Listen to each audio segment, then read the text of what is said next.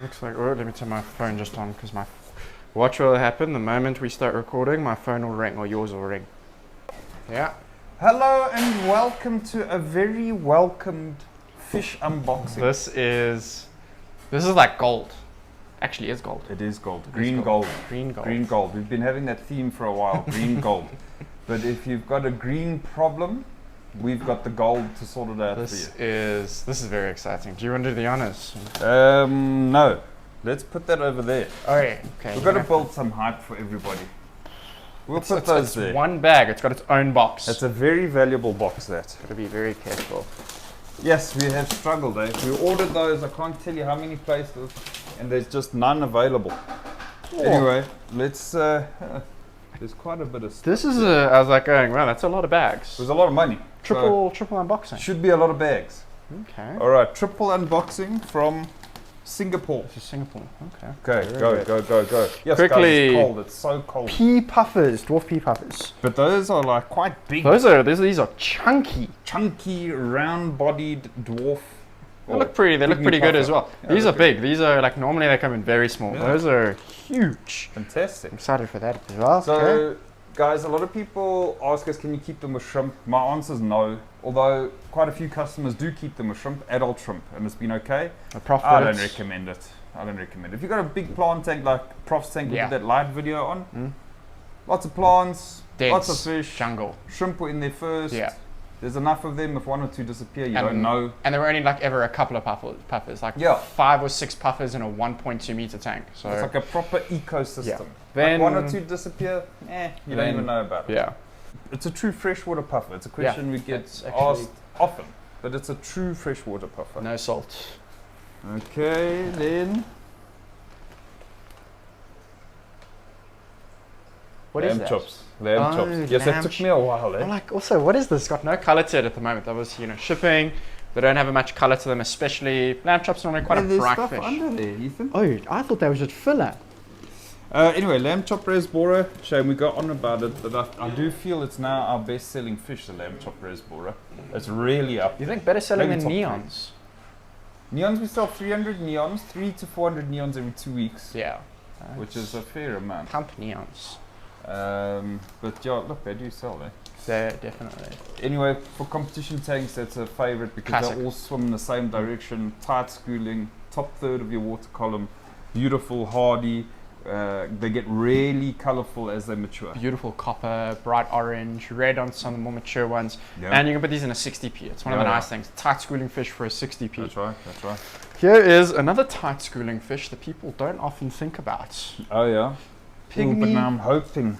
Okay, yeah. Pygmy. Pygmy cories. Pygmy cories. So, tell us about them, Ethan. This is actually one of my favorite fish. The smallest, I think it's the smallest cory. There's so many of them. Anyway, it's tiny, way smaller than your regular cory. But this is one of those fish that it doesn't actually think it's a cory. I'm pretty sure it thinks it's a tetra because, all your other cories are going to sit in the bottom. Oh, you're excited about that.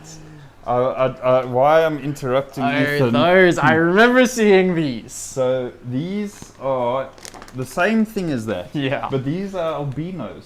I've never seen those before. That's a first for me. For me, it's over 15 years of keeping fish. I've been working in the industry for like 5 years. I've never ever seen those. Not in any shop, not in our shop. Albino pygmy cory. That's a first. Imagine mixing these. You put 10 and 10. That would look very cool. Can I have a turn? You just undid that one. That's also a cool bag. This is a cool bag. Yeah. These are red-tailed hillstream loaches. The fancier hillstream. These have been selling like crazy. They sell, eh? Prof but loves you can these. understand why. Like we talk about all these lights nowadays and how they bring out the red coloration and that. I mean, amazing. It's hillstream loach. Although I do like the reticulateds.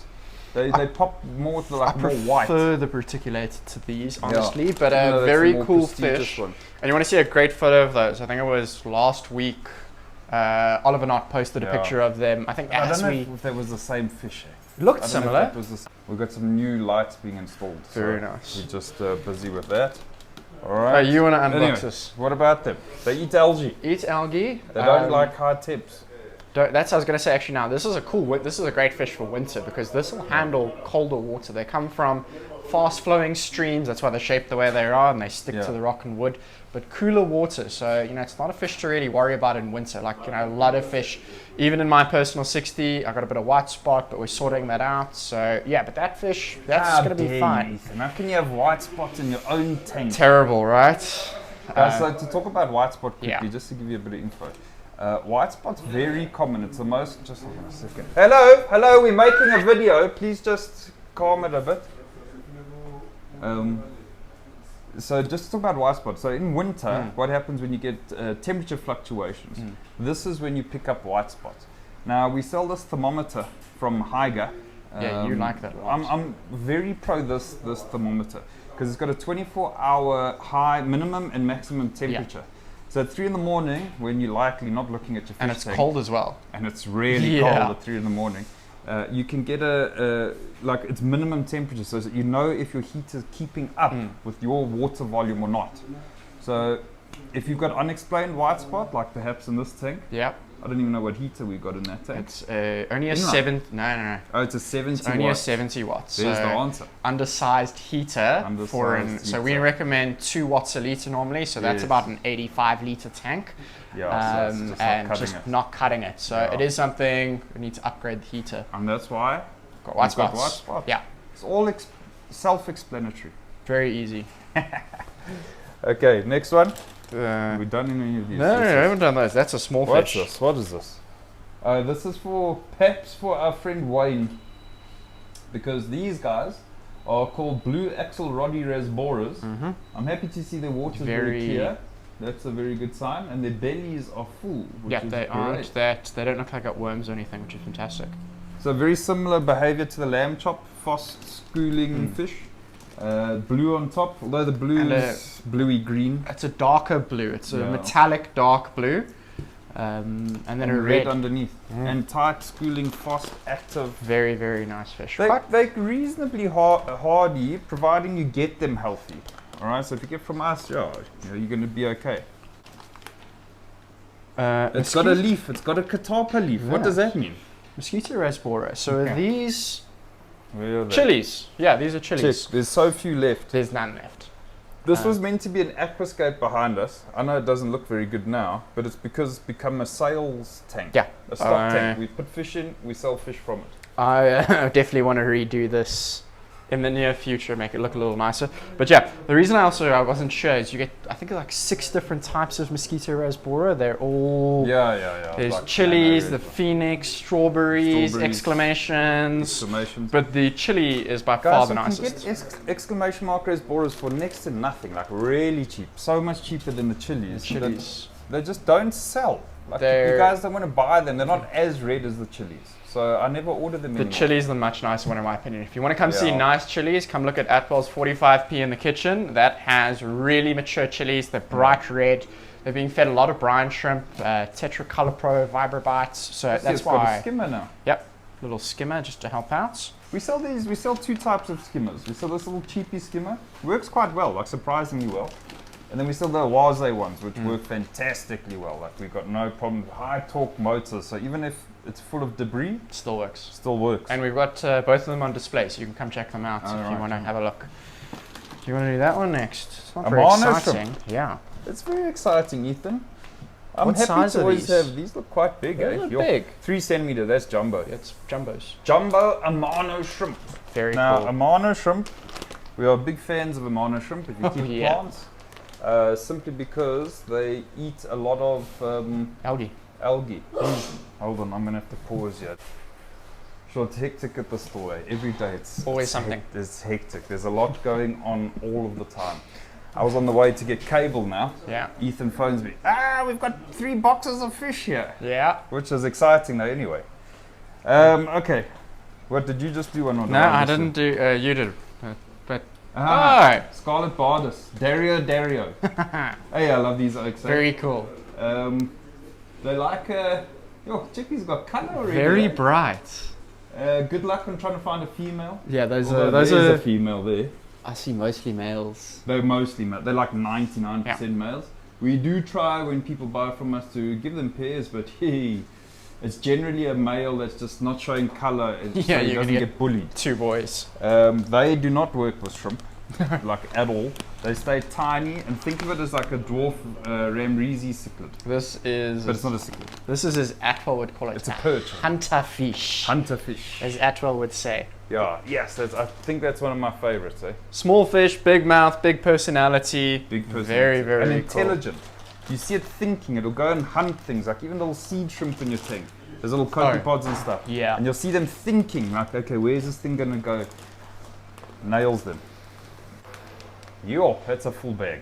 Now this is a classic. That's my staple. This is their fish. So if you haven't guessed already by looking at it, that is green neon tetras. Yo, they're cool, though. Yeah. I think this is our, also in Atwell's tank. Yeah. I think this is our best selling in my opinion.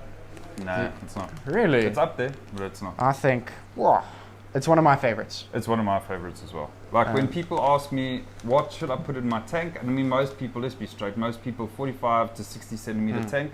Multiple tanks, but that's what they keep. That's the most. I tell them lamb chops, green neons, chili res boras. I mean, what an awesome combo. Yeah, you can't beat that for color, friendliness, activity.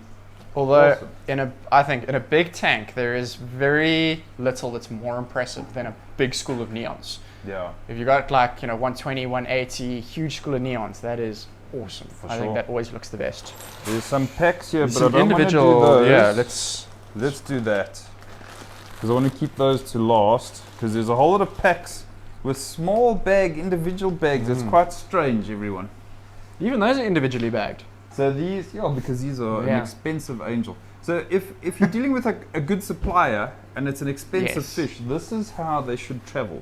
If it's a regular fish like the neons and that, one bag is perfect. When it comes to high-end stuff like these red devil angelfish, you really want them to be individually bagged.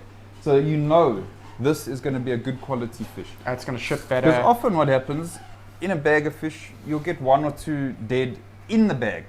And then that creates ammonia, it gives them ammonia burn, and then you have sick fish or dying fish. Here, if one individual dies, it doesn't affect everybody else. Anyway, so this is like a tricolor angel, but the whole fish goes, they say red, but it's like a deep orange. But the whole fish, as they mature, you'll see even when you come in, they are quite orange already at a young age. Orange there already, and not a nice light or anything. No, so those will look better as they get a bit older. Bit hard to get hold of those though, so it's not a common fish. It's like even when we order them, we don't often get them. That looks like a bag of. That's another bag of Ottos. There could have been 10 more bags. I would have been happy with it. Everything could have been Ottos, and I would have been okay, cool, great. That's all we needed. Ottos are, we've had no stock for how long? There is some stuff here. So wow! I ordered some stuff, called in some favors, got them to do some mixes for me that I'm quite excited about because we haven't had many rams lately. Our friend Marco, he's the best ram breeder in the world. He's made a few changes to his system and that, and he's got babies. They're coming up. He's our ram breeder. The babies are, growing now, but still a bit of time before we're going to have them for sale. Yeah. And I hate importing rams. I really hate it. They come super colorful, but geez, we're just setting you up for failure because like 2-3 months, they die of kidney failure because they hormone treat them. Oh, damn. So they come big, colorful, beautiful. But then die. And rams are really sensitive. They are a sensitive fish. Yeah. So we get them from Marco rather. They're not as colorful when they come in, but when they mature, they're even more colorful. And then you don't get the kidney failure. Marco's electric blues and dark nights are very impressive. Yeah. Those are always cool. Yeah. But what's in here? Sorry about that. We were going on a bit there. Okay, so what I did is I got some apistogrammas. Now, apistogrammas, we used to get quite a lot from Chandra in Cape Town. She had to shut down at least for a short period of time now, so they are not available to us right now. So we've been bringing in a few apistos here and there. Apistos have become very expensive, like crazy prices. Really? Yeah. But I selected a few that were reasonable. So they're not like super cheap, but they're moderate. And I prefer Apistogramma to rams because they're quite friendly and you can get away with even keeping a few shrimp in the tank if it's a heavily planted tank. So that's why I'm a big fan of them. And there's a huge variety. Oh, the massive. The list is, if you, that list is long. It's long. Anyway, so we got a few types here. I don't know if there will be pairs. I did request pairs, but we're, you know, luck of the draw. So in this bag here, I've got Apistogramma McMasteri. So these guys get a bit of camouflage sort of patterning on them, but with bright red fins and detailing in the fins. Yeah. They all have a very similar shape, that like sort of cichlidy type shape. But these are cichlids that you keep in a community tank, not cichlids to keep with Malawis or anything like that. They're quite a friendly fish. They'll keep a small territory for their own. They'll defend that a little bit, but not kill anybody or anything like that. They'll just push other fish away and give you a beautiful display. And they spawn quite easily. Yeah, I was about to say, I've had quite a few people are breeding these in their own tanks. Yeah. So I've got, this looks like pairs because there's 2 different labels on there. I see there, yeah. So I think there are pairs. So these are Apistogrammas cockatoidis. Cockatoidis. Yeah, so I was waiting for that.